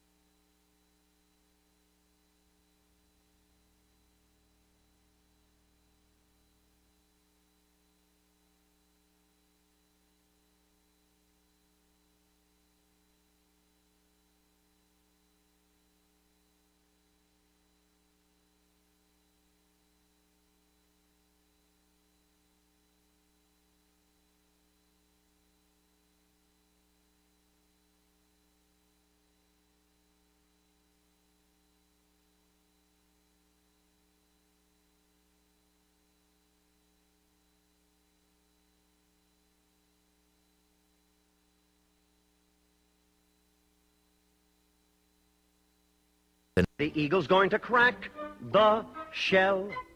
of the egg that England laid. Yes, so we can tell on this humid Monday morning in this congressional incubator. And just as Tom here has written, though the shell may belong to Great Britain, the eagle inside belongs to us. And just as Tom here has written, we say to hell with Great Britain, the eagle inside belongs to us.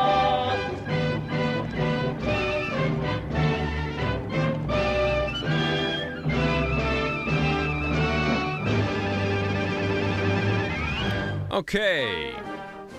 Welcome back to the program, folks. We do appreciate you being with us. Some interesting developments here, as we will see that, and we missed this story yesterday. I had it on the schedule yesterday or maybe 2 days ago, but I didn't get to it because we just got really tied up. I was going to talk about this at the top of the hour, top of the show yesterday. But, you know, roads. What are we going to do about our roads in Arkansas? Back in 2012, the people of Arkansas voted for a bond increase. We voted for the state of Arkansas to go into more debt so that they could build our roads. We pay taxes to the government so that they can build our roads. And the truth of the matter is, the people in government don't think that's enough. The Arkansas Highway Commission doesn't think that's enough.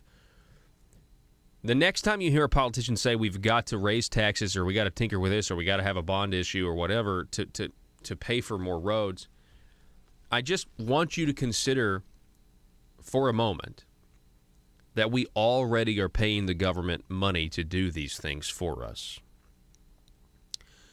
They simply have priorities that are not putting roads first or second or third. You know what I mean? They're not taking the money that we're already giving them and using it for the things that benefit all of us. Because most people use roads for transportation, and we all benefit from the fact that our grocery store shelves are full because of trucks being able to deliver their goods, and we all enjoy not paying that internet sales tax on out-of-state sellers and letting those those tire excise tax paying trucks come in here and deliver our stuff from Amazon. So we all enjoy that. That's just a little bit of dig at the establishment. So what's the deal? Well, the Highways Department says we got to have way more money. They're out of money. They're not getting the money they need. Now, keep in mind, we have spent more each year, almost to the tune of $500 million in the last 3 years. So if we had not spent the way ASA has spent the last 3 years, we'd have almost $500 million to throw at roads. That's the first point. And maybe in the grand scheme of things, that's not a lot of money. But think about saving that money the next year and the next year and the next year. You know what I'm saying? Quit spending more money each year the government exists. So the Associated Press is writing that the Arkansas governor, Asa Hutchinson, is now opposing tapping general revenue for roads. And he claims that he will, quote, vigorously oppose, end quote, any highway funding ballot initiative that calls for tapping into general revenue.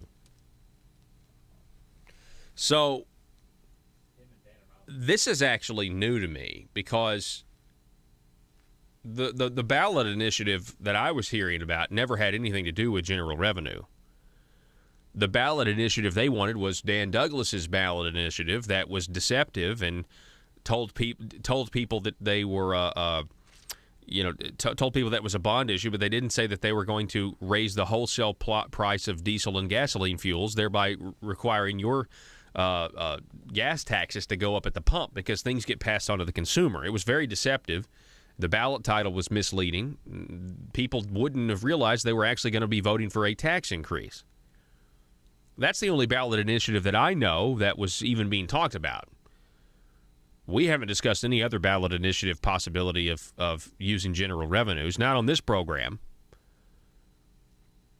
And the governor's saying he is absolutely opposed to a ballot initiative that would tap general revenue. Now, why is that? First of all, I mean, feel free to speculate, but why would the governor not want to use general revenue funds for our highways? It's very simple. He needs those general revenue funds for other priorities. Now, once again, we've got to raise taxes. We got to raise gas taxes. We got to raise the internet tax. We got to do all this to meet all of our obligations. Stop. We already give you money to do these things. So you need to readjust your priorities, just like anybody else would do in their household for what they need, okay? For what they need to do. And I'll give you an example, okay? Here's just an example for me. So I'm a new father, okay? I have a 3.5-month-old beautiful daughter. And my wife is a school teacher. Well, she is now staying at home, right? So we have had a little bit of an income drop-off, a lot of an income drop-off. And so what have I done? Well, we've sat down and we have said, okay, not going to spend money on this anymore, not going to spend money on that anymore, not going to have this, and you know what? We readjust our priorities, so we're going to be okay, right? And for the life of me, that's how most people operate, and that's how people expect the government to operate. So if we're already giving, you know what? I mean, wouldn't it be amazing if I could take the loss of household income and I could just levy a tax on the people around me so that I wouldn't feel the loss of income? Wouldn't that be? But that's what the government tries to do. Well, in this case, it's not even a loss of income.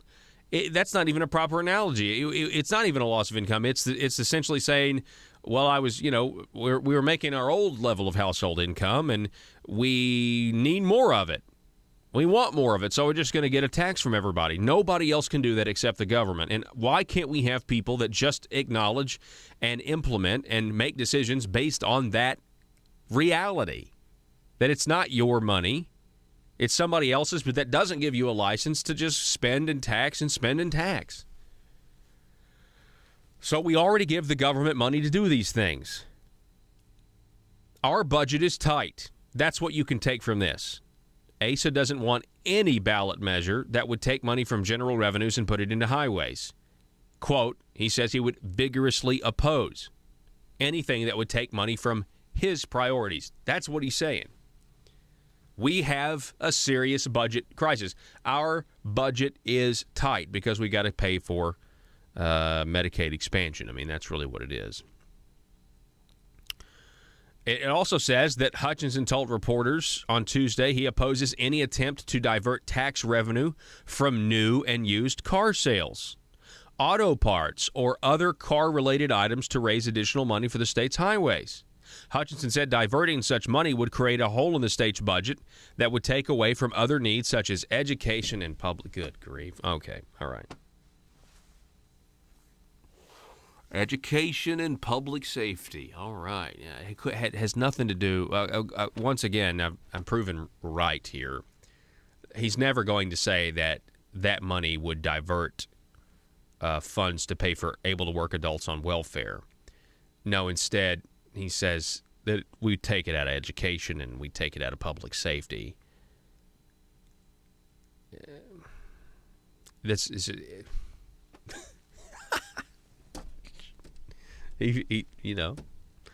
what are you going to do? He's not going to admit he made a colossal mistake.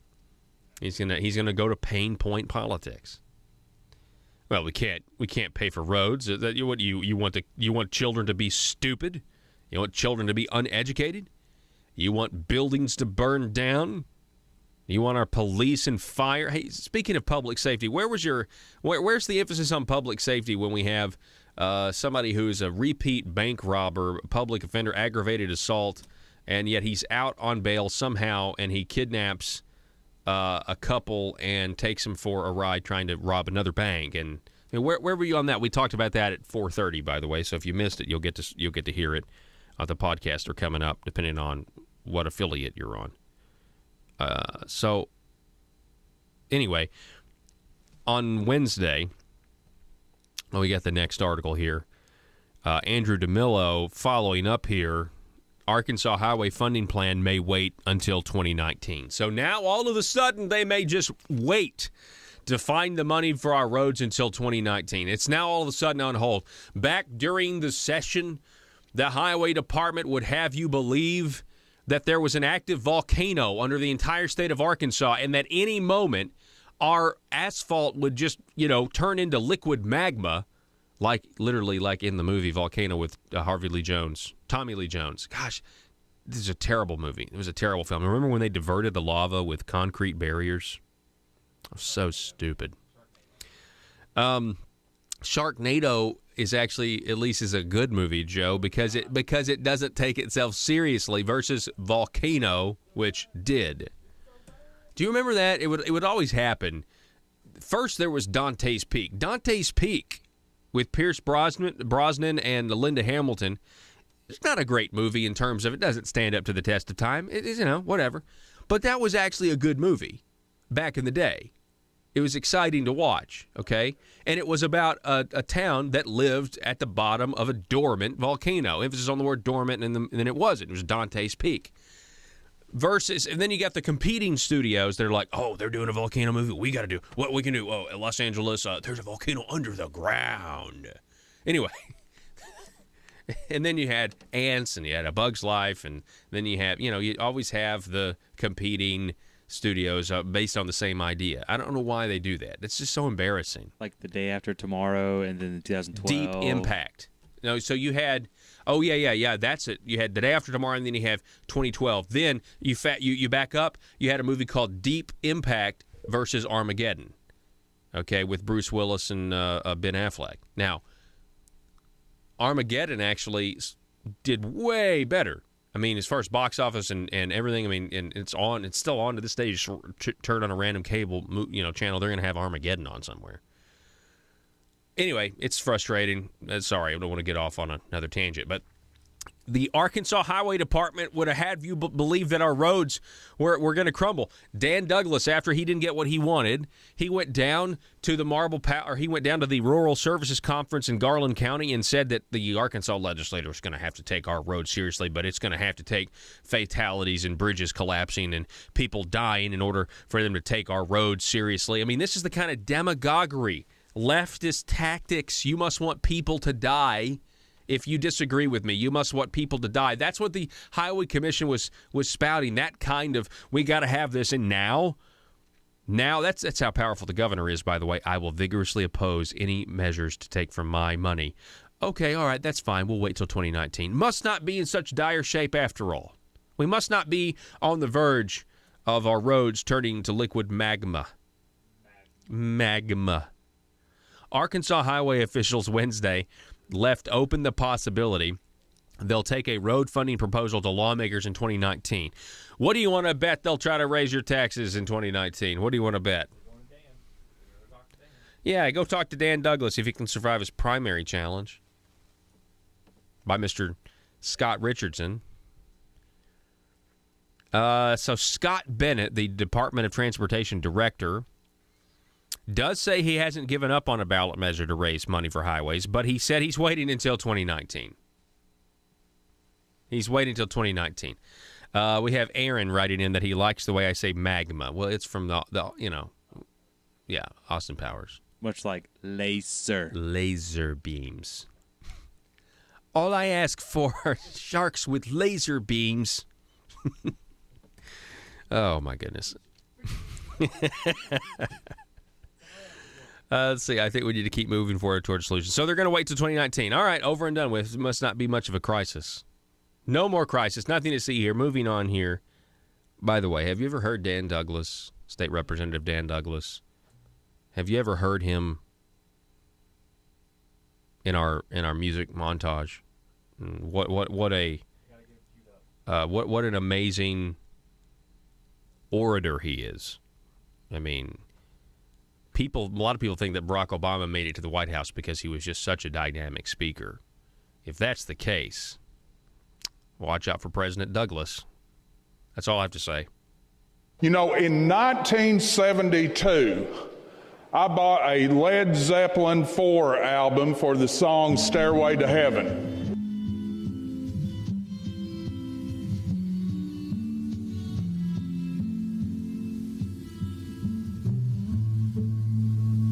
Let me tell you about the internet tax. Let me just explain this to you, okay? I wear Wrangler blue jeans, all right? Why? Because they're cheap. I'm buying for $19.95 a pair. And they make my booty look better, so I'm told. Main Street in Arkansas today is bleeding, and they are bleeding because they are at a disadvantage to the online retailers, and it will tell you how much money you have spent with VictoriaSecret.com or wherever you shop. In 1974, I bought a Doobie Brothers 8-track tape for the song Blackwater on it. Anybody remember that one? It was good.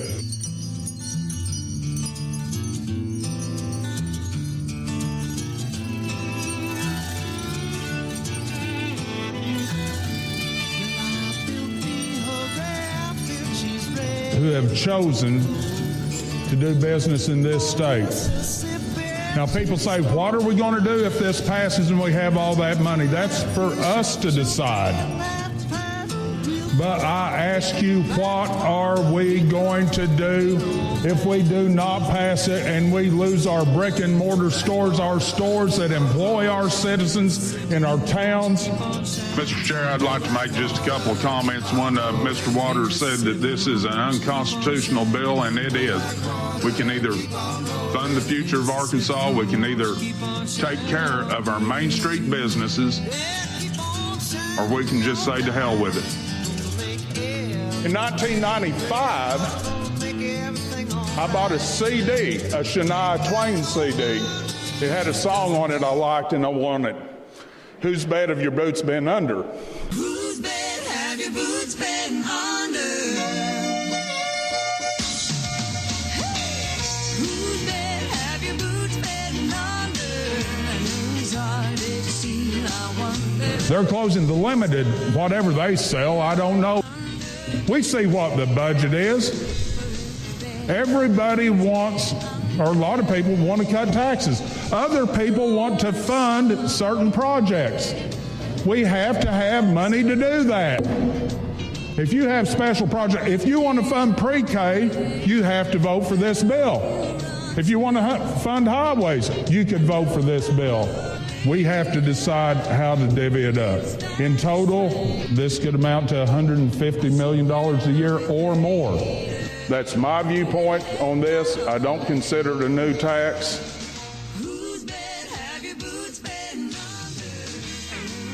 In 2011, I downloaded a Lady Gaga song, Born This Way. Any woman that wears a mate dress, I've just got a lot of respect for, you know. I love mate. Mate is good. And for the record, I always try to get a good-looking woman sitting beside me. Good night, and after it passed out of the Transportation Committee overwhelmingly, I did what a lot of us do, especially when we get older. Representative Hendren, I went into the men's room, and as I was standing there staring at the wall, as we all do, I heard a voice beside me. It was a man that said, now listen to this. The man said, one thing you didn't mention. And for the record, I always try to get a good-looking woman sitting beside me. Which school you want to close, which prison you want to shut down. Or are we going to draw lots to throw people out of nursing homes? How are we going to fund these issues? We all know that. We passed medical marijuana here. I didn't know we'd realized we'd started smoking it yet. What you just said is one of the most insanely idiotic things I have ever heard.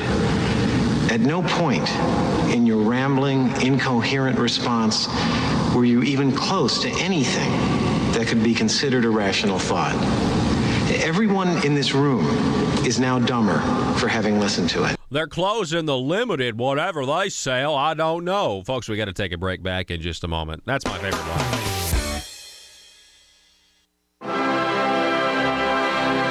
This is Mother Government. I come to the people of Arkansas with an important announcement. In disloyal circles, some are questioning the scope and size of government, and telling the people government programs should not waste the labors of the people under the guise of taking care of them. This is a thought I must correct. People of Arkansas, you should not believe everything you hear unless it comes from a government source. Let me, Mother Government, set the record straight. You know you can trust me.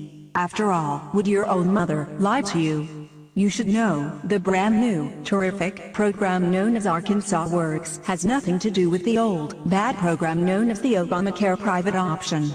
Arkansas Works is good. People who say otherwise are bad and are seeking to undermine my collective vision for progress. If these groups continue in their criticism, then you should question their party loyalty. Tell them to quit focusing on this single issue. And then remind them Mother Government says the future of Arkansas depends on this single issue. In my next address, I will discuss the need to prepare your fellow citizens for the next round of revenue gathering that will be needed to continue funding my motherly goals. This message was brought to you by our partner, Aristocrats, serving Arkansas. Thank you for listening, and remember, from cradle to grave. PHP Parody. This is Mother Government. My people, the promised revenue gathering to fund my motherly goals, such as the Arkansas Works Obamacare private option, has commenced. I have asked my representatives and senators to execute my will concerning new revenues from the tires you use to drive on my roads, the candy and sodas you consume and purchase in my stores, and the digital products you download on my internet. Your sacrifices and tributes, which are owed, display a measure of obedience, but there are still collectible sacrifices I require from the people to increase the work and size of our great government of Arkansas. There are two matters left unresolved. 1. I require a general tribute for all purchases made on my internet. Not just digital products, but all products. My dear children, there are those who would thwart my motherly goals of progress. If you see them, please combat their misguided notions of freedom by using phrases like mom and pop, and tax cheat. 2. I still require more revenue sacrifices concerning your consumption of my gasoline. I require your undying loyalty on the subject. Subjects, in conclusion. More revenue is good. Static revenue is bad. This message was brought to you by your stewards, Aristocrats, serving Arkansas. Thank you, my children, in advance for your required and expected obedience that keeps society safe and prosperous. And always remember, from cradle to grave. PHP Parody.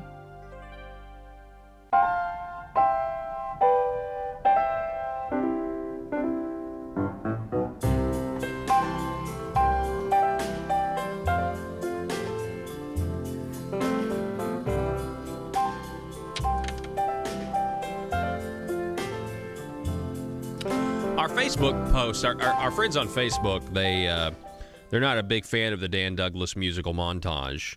Adrian writing that his IQ had just dropped 6 points because of listening to it. Let's see, we have Rick on Facebook that when I was mentioning the montage, he said, don't. Then I started playing the montage and Rick said, dang it, Paul. I said yes, and then Rick said, like fingernails on a chalkboard. I don't know, man. I'm telling you. Listen, I know it's obnoxious because State Representative Dan Douglas is a State Representative Dan Douglas, and he's saying these things. I mean, he's a guy in a position of power, and yet his analogies is just unbelievable. But folks, from a radio standpoint, I just want more people to understand that's the kind of folks. Not everybody down there, but he's making decisions, and he's in leadership, and he's being used to advocate for tax increases and bigger government. And to me, I think it opens a lot of people assume, oh, well, you're a state representative. You are responsible. You know what I mean? And yet, then you hear some of the stuff that actually goes on down there. I mean, not just Republicans. I mean, the Democrats, too. Was it Mark McElroy? He had a point of personal privilege when he first got down there, and he talked about the governor. I don't know if he was Ace. I think he was talking about Bibi, but he was just like, if the governor gets on me, I'm dead. I'm dead if the governor gets on me, y'all. And then when he wanted the gas tax, he said, this was this past session, he was like, come on, y'all, we got to fund our roads. We ain't asking for a kidney. We ain't asking for a kidney. We just asking for a tax increase. I'll see you tomorrow for Johnny Cash Friday. Be safe, Arkansas.